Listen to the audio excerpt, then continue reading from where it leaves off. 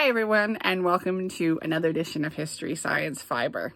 So today's edition, I have just decided to do on the fly, no script, and talk about one of the failures that I tried to do. It absolutely didn't work, but I thought I would just share it because sometimes if you just share the successes, it makes it look like everything works out, and that's just certainly not the case.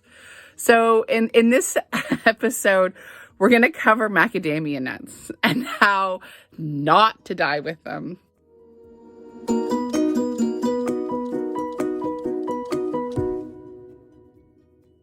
It could be that they're really great for dyeing and I just couldn't figure it out.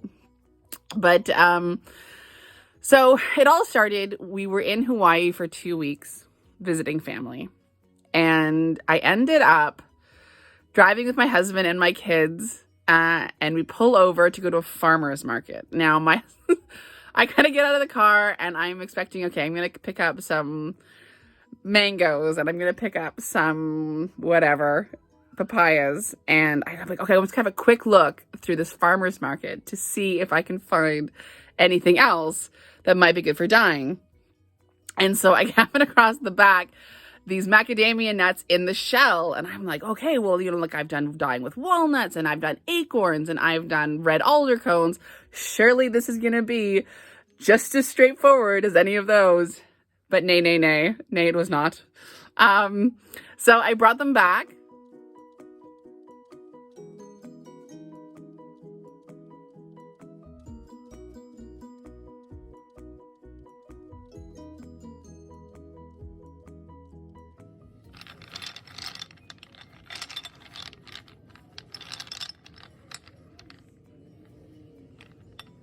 And I simmered them for an hour, and then I decided to try and crack them open, because when you're dyeing with the shells and husks of nuts, that's how you're going to increase your surface area, which is going to give you more color.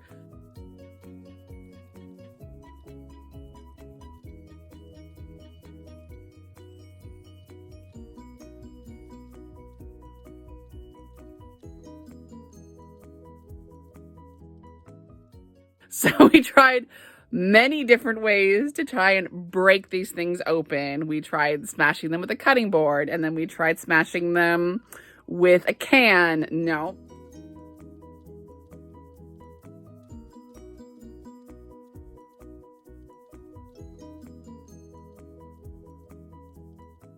No.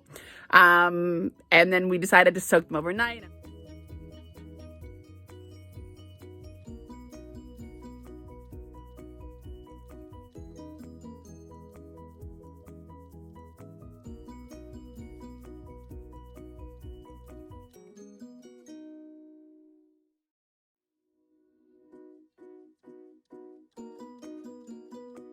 I simmered them for hours and hours and hours, and then I actually ended up saying, screw it, I'm going to go to the store and get a meat tenderizer.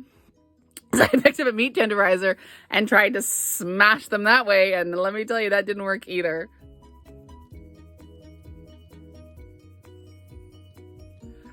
So I ended up saying, okay, if I can't physically break these things down, I'm just going to simmer them for an entire week. So I spent 7 days simmering these things, and the nuts themselves certainly got darker, the shells, but nothing was going to penetrate that tough tropical hide, which has clearly evolved to carry seeds all over in aquatic environments.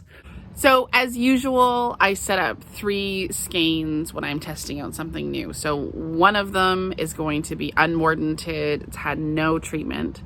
The second one has been treated with alum, which is potassium aluminum sulfate, for an hour. And the amount that I used was 16% the weight of fiber. And the third skein is mordanted with, third one is mordanted with ferrous sulfate, which is iron, at 6% weight of fiber. Mordanting is introducing your fiber to metal, which helps set your colors. So that's sort of a standard way, and I can have an introduction in the comments below on exactly how to do that. And so I soaked those for an hour, as I usually do.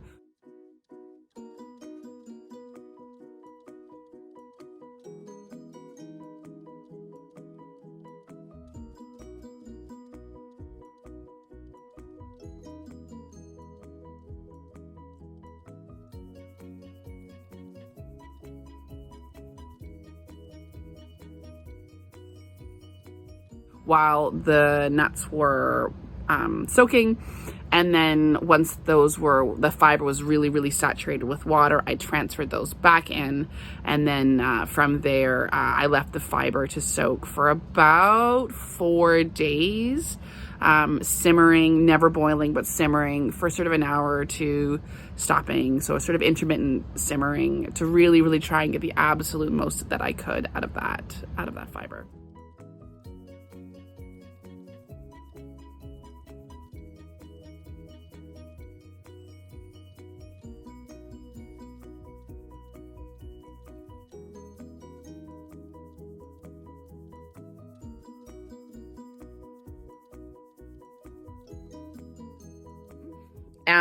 And ended up with very pale tan colors. Now, normally when you get these colors, it really means that the dye, we would consider it kind of on the dud list. You just get these pale colors, but they are colors nonetheless, I suppose.